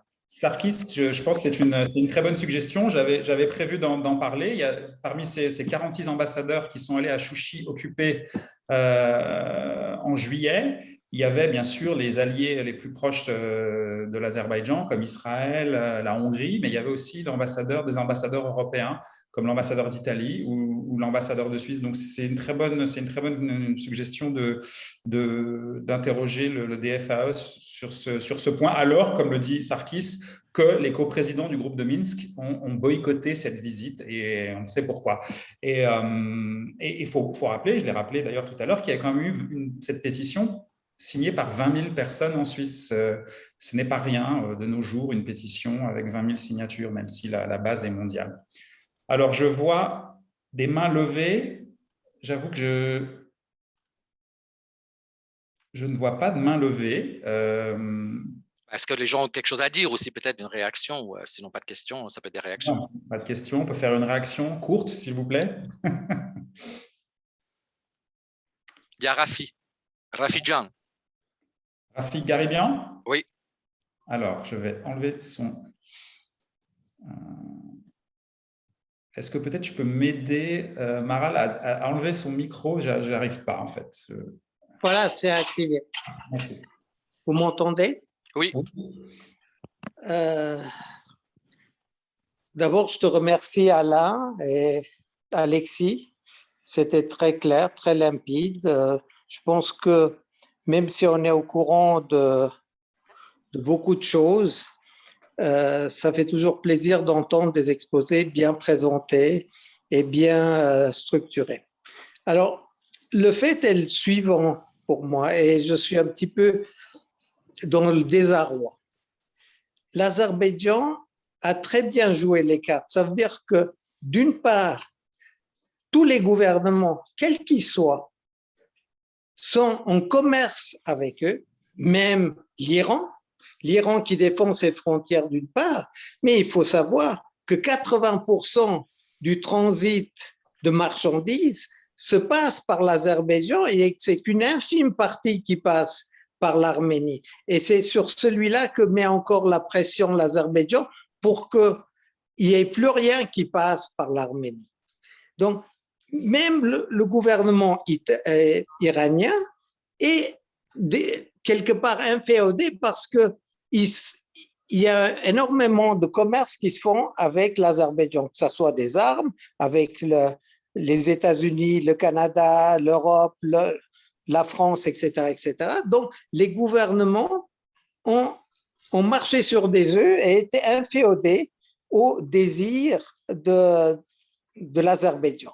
Et maintenant est venue la deuxième couche qui a été, nous on le savait, mais ça a été démontré aussi par Arte et par la télévision suisse romande avec l'émission qu'ils ont mis en place, c'est que même ceux qui étaient les représentants des peuples, ça veut dire les assemblées, étaient quelque part inféodés par toutes ces corruptions qui ont été mises à jour. Alors, dans cette situation-là, il y a très peu de cartes que nous pouvons jouer, nous, Arméniens, parce que nous ne sommes pas importants. Nous n'avons que la morale de notre côté et la morale ne pèse pas lourd aujourd'hui. Alors, c'est pour ça que je suis dubitatif. Ça veut dire que nous avons une analyse très juste de la situation. Nous comprenons les enjeux, nous voyons ce qui se passe sur la table, mais nous ne tenons aucune ficelle importante qui nous permet de jouer un jeu égal avec l'Azerbaïdjan. Et on n'arrive même pas parce que même avec les tribunaux internationaux, on aura de la peine à avoir gain de cause, parce qu'à chaque fois que nous, on dépose devant la Cour, l'Azerbaïdjan fait identique à l'inverse. Oui, oui. Donc voilà, Alexis, si tu veux répondre. Une prise de position. Non, c'est très juste. Il y a une comment dirais-je, il y a une propagande miroir. On l'a vu quand on a joué de la musique dans la cathédrale de Chouchi bombardée. 3 jours après, une agence de communication de Bakou, sans doute rémunérée par le régime, organisait en miroir une scène identique dans un bâtiment détruit à Ganja, où un musicien azéri jouait de la musique. Alors, bien sûr, c'est très pessimiste ce que tu viens de dire, mais je pense, comme Alain me le disait dans un appel pour préparer cette conférence, qu'il faut être intelligent. Tu dis que nous le sommes, mais bien tant mieux, mais qu'il faut peut-être aller dans les interstices de cette diplomatie internationale, aller jouer nos cartes à fond en tant que plus petit joueur, c'est vrai, mais y aller et peut-être alors ça, c'était un vœu que moi, je peux émettre, mais qui peut paraître complètement stupide et déconnecté, mais peut-être aussi faire une conférence Arménie-Diaspora à nouveau, comme en 2015, pourquoi pas, pour coordonner des actions de plaidoyer, des actions de communication, pour mettre un peu essayer de dépasser un peu ces divisions. L'advocacy, c'est une chose qui est importante. Il y a des interstices qui nous sont laissés. Il faut dire les choses comme elles sont. Il y a très peu de choses. Tu as entièrement raison, Rafi, dans ce que tu dis. Malheureusement, je rebondirai sur ce que tu viens de dire, parce que ce qu'on propose aujourd'hui avec ces systèmes d'aide, etc. Et d'ailleurs, si vous lisez tout ce qui sort, c'est qu'on propose une plateforme régionale économique. C'est-à-dire, dans le fond, que et c'est pour ça que je dis que la souveraineté finalement de ce pays est aussi en danger, parce que c'est une forme de gouvernement régional. Alors, on sait très bien qui sera à la tête de ce gouvernement régional, mais c'est aussi ça derrière ce système économique. Alors, ce n'est pas dit directement par l'Europe qui ne va pas s'amuser à ce genre de choses, mais c'est repris par exemple par les journaux azéris, très nettement, et par les journaux turcs également, qui là sont depuis à peu près 4-5 jours très sur cette plateforme économique, régionale, etc., où finalement l'Arménie, dans le fond, on propose une forme de gouvernement régional, une économie régionale avec un gouvernement régional. Alors, on ne va pas faire de parallèle avec globalisation et ce qui se passe en Arménie, mais en fait, le discours est voilà, intéressant. Il reste des interstices, qui sont la culture, par exemple, qui est très important, et ce qu'on va définir comme les droits de l'homme. Et ça, je pense qu'il ne faut pas renoncer, parce que ça serait renoncer à ça, il faut utiliser les outils qu'on a les peu d'outils qu'on a dans nos mains. Et il est vrai qu'aujourd'hui, et nous en sommes à Start les témoins, et j'oserais presque dire parfois les victimes. Les gens ne font jamais attention au réseau des autres dans le monde arménien. Pardonnez-moi de le dire, je suis engagé en politique, nous avons des parents, nous avons des amis, nous connaissons du monde, nous connaissons des gens importants. Personne ne s'est intéressé à nos réseaux. Personne. Malheureusement, on est toujours intéressé aux mêmes. C'est-à-dire, pardonnez-moi, c'est un fait générationnel aussi, mais il faudra comprendre qu'il y a des gens qui ont des réseaux politiques, des réseaux économiques. Nous avons dans le board de iStar des gens très importants. En fait, on ne nous utilise pas. C'est nous qui utilisons ça. On a beau dire faisons ensemble, faisons ensemble. À un moment donné, je vais vous dire une chose qui est très importante. Le fait que nous avons perdu ce cousin, nous avons décidé de faire une fondation familiale, qui sera une fondation importante. Vous savez qu'on a aussi récolté beaucoup d'argent en Suisse avec des non-arméniens. Donc, cette fondation aura évidemment comme iStart comme partenaire, bien évidemment, pour les familles des blessés, parce que là aussi, il faut voir le traitement des familles des blessés. C'est carrément un truc vraiment ahurissant. Mais également une partie qui sera une partie très importante d'advocacy. Et on a essayé, et on essaie avec iStar de s'ouvrir non seulement en France, parce que bon, en France ça va bien, ou en Suisse parce qu'on est suisse, mais également d'aller, avec les États-Unis c'est toujours un tout petit peu compliqué, mais d'aller vers d'autres, notamment en Italie, notamment en Allemagne, notamment en Belgique, notamment dans l'Europe du Nord, etc. Et pas forcément avec des Arméniens, pour essayer de créer, de rentrer dans ces interstices qu'on nous laisse. Mais bon, gardons l'espoir. Alors, je vois qu'il y a une main levée. Sarkis.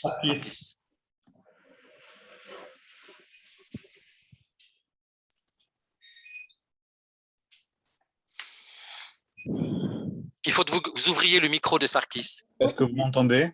Oui, c'est bon. Très bien.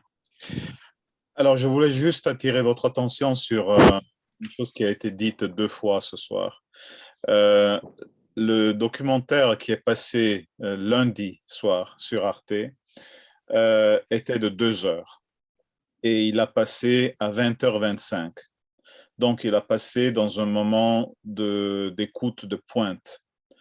Et il faudrait quand même se poser la question de pourquoi un canal si important comme Arte a fait passer maintenant, dans les 2 heures de pointe les plus importantes d'écoute, un documentaire pareil. Vous devez comprendre que là-dedans, il y avait 2 messages qui étaient extrêmement importants en ce qui concerne la Suisse. Un, c'était que Sokar était plein dedans dans cette volonté de corruption. Et 2, que c'était la Suisse qui a permis à ce journaliste azerbaïdjanais de s'enfuir. Ils ne sont pas entrés dans les détails. Le vrai détail, c'est que lorsque Didier Burkhalter s'était rendu à Bakou pour une rencontre directe avec Aliyev, eh bien, au retour dans l'avion du Conseil fédéral, il a repris ce journaliste directement depuis l'ambassade de Suisse.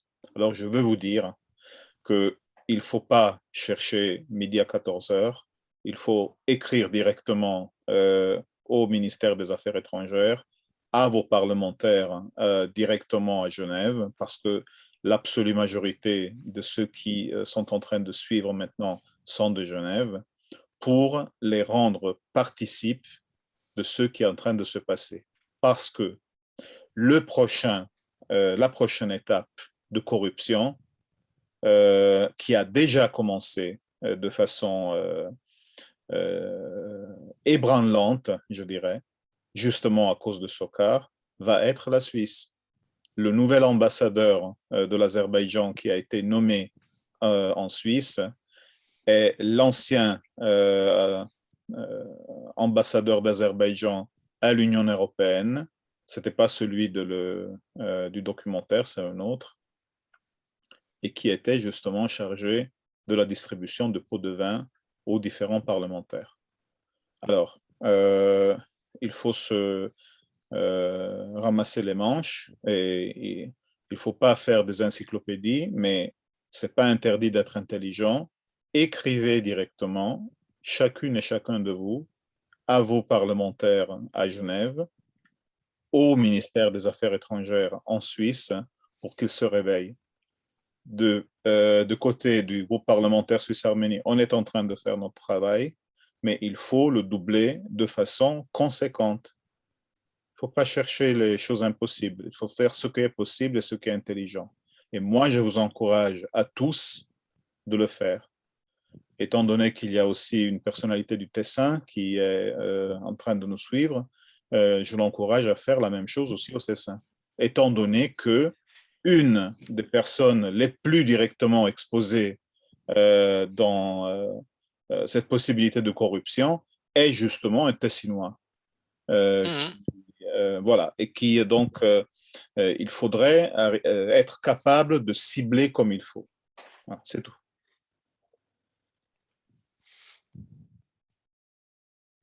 Ludwig Jan. Baron Naroyan, Vonces. OK. En tout cas, voilà, je crois que pour moi aussi, donc, je conclurai par ça. Et je le dis très clairement, je crois qu'on a besoin d'intelligence. Basta les émotions, basta les analyses qui datent d'il y a 35 ans, basta la même rhétorique, basta toutes les crétineries qu'on sort. Alors là, on a décidé de ne plus regarder Facebook ou les imbécilités de ce genre parce qu'on va se suicider. Je crois qu'on a vraiment besoin de toutes les intelligences, de comprendre les situations, de s'adapter aux situations et d'avoir de nouveaux outils conceptuels d'analyse de la réalité. Je le dis clairement, hein, ça, je n'ai plus aucune allégeance. Je le dis très clairement, je n'ai plus aucune allégeance. Je suis sidéré parfois de la médiocrité des analyses que nous pouvons nous faire, alors que nous avons dans cette complexité de la société arménienne des gens formés, intelligents. Alors, je ne sais pas où ils sont passés. Je ne sais pas si c'est un fait générationnel. Je ne sais pas s'il va falloir attendre que vos enfants qui ont 30 ans, 35 ans arrivent sur le marché de la pensée. Mais en tout cas, nous avons vraiment besoin de nous bouger la tête et pas simplement qu'un activisme creux, qu'un activisme qui ne servira à rien avec un nationalisme exacerbé qui est has-been finalement et qui s'est retourné dans bien des cas contre les Arméniens eux-mêmes. C'est très joli qu'on nous montre les photos magnifiques, les églises, tout ça fait partie d'un élément important, mais réfléchissons, nous avons besoin d'intelligence et de réflexion et de savoir utiliser les outils. Par exemple, je suis sidéré qu'on dépense des sommes invraisemblables, alors que Alexis vient de dire une chose et que c'est une chose avérée. L'Azerbaïdjan, les discours performatifs de Aliyev ou d'autres ont été faits, un ensemble a été fait par des agences de médias qui ont parfaitement travaillé. Moi, je vais vous poser une question très crue. Il n'y a pas assez d'argent? On n'est pas assez capable de créer une plateforme médiatique, de concurrencer, de rentrer. Enfin, il y a un tas de choses. Je vais être très vulgaire peut-être pour terminer ça. Je crois qu'il faut sortir les deux doigts du cerveau à un moment donné. Et je le dis, ce voyage en juin, la perte de ce gosse dans notre famille, parfois la crétinerie des réactions, le contentement ingénu que nous pouvons parfois développer pour des choses insignifiantes. Je dois dire que très honnêtement, je me suis accroché et j'ai pensé à mes grands-parents. Et je suis très fier d'être leur héritier. J'avais des grands-parents qui étaient extraordinaires pour leur temps, pour leur époque, et pas simplement pour leur époque, qui m'ont appris une seule chose. L'intelligence, la réflexion, c'est un outil de combat. Et pour moi, aujourd'hui, nous avons besoin de ce genre d'outil de combat. Parce que c'est un combat. Pourquoi je vous parle en anglais, moi? Merci infiniment. Moi, je voudrais remercier Maral et toute l'équipe. J'en profite d'avoir Rafi là pour encore une fois te dire toute l'admiration que j'ai pour toi, tout ce que tu as fait pendant, et tout le monde d'ailleurs, mais là, ce que je ne te l'ai pas dit, mais enfin, je te le dis. Merci infiniment, merci à cette communauté de Suisse aussi, qui fait tant, qui fait beaucoup de choses, qui se bat sur beaucoup de plans. Et puis, j'en profite pour remercier Alexis d'avoir été le cofondateur de cette association iStart, parce que c'est un combat que nous commençons et que nous allons mener, et j'espère tous ensemble, comme le disait Sarkis. Il y a plusieurs façons. Le collectif est une chose qui est essentielle. Le collectif. Générer une pensée collective et une intelligence collective, c'est peut-être ce que nous demande finalement cette guerre et malheureusement la résolution désastreuse de ce conflit. C'est peut-être aussi ça, créer une intelligence collective. En tout cas, merci infiniment et c'est un grand plaisir, un grand honneur de faire partie de cette communauté. De Suisse d'Arménie, de Suisse d'Arménie, lapsus révélateur, de citoyens d'origine arménienne de Suisse. Voilà, merci à vous tous. Merci, Chat. Chers amis, au nom d'Artsakan Keiko, je remercie encore une fois nos invités Alain Navarra Navasartian et Alexis Krikorian. Et je vous remercie, chers amis, de votre participation à cette rencontre fort intéressante et je vous souhaite une excellente soirée. C'était Soutioun, à Chorotion.